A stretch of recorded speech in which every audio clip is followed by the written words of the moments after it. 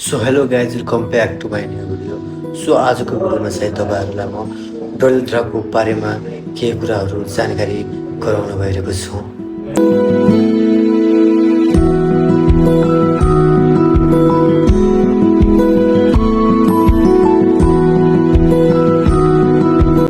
डडेलधुरा सुदूरपश्चिम प्रदेशको एकदम सुन्दर र ऐतिहासिक जिल्ला हो।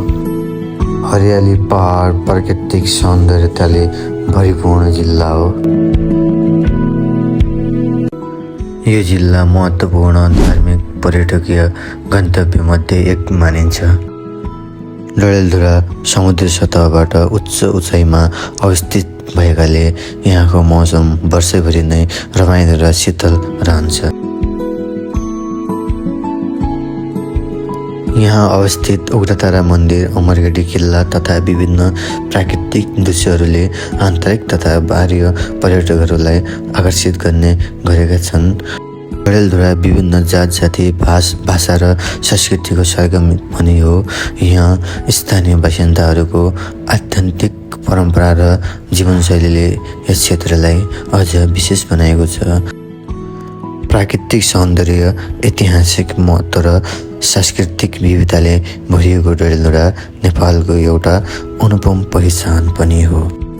यदि तपाईँ शान्त वातावरण, रमणीय दृश्य र मौलिक सांस्कृतिक अनुभव गर्न चाहनुहुन्छ भने डडेलधुरा उत्कृष्ट गन्तव्य हुन सक्छ।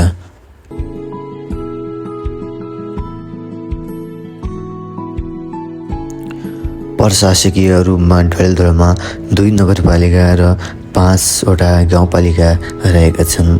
अमरगढी नगरपालिका र परशुराम नगरपालिका यहाँका प्रमुख नगरपालिका हुन् भने आलिताल, भागेश्वर, नवदुर्गा, गन्याधुरा र अजयमेरु पालिकाले जिल्लाको स्थानीय शासन सञ्चालन गरेका छन्। ऐतिहासिक सम्पदाको कुरा गर्दा अमरगढी किल्ला विशेष रूपमा परिचित छ।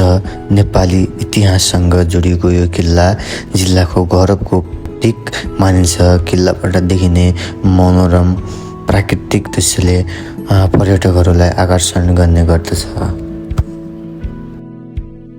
सो गाइज, आजको भिडियो चाहिँ यति नै। भिडियो कस्तो लाग्यो, भिडियो राम्रो लाग्यो भने सेयर, सब्सक्राइब, एउटा लाइक पनि गरिदिनु होला। धन्यवाद।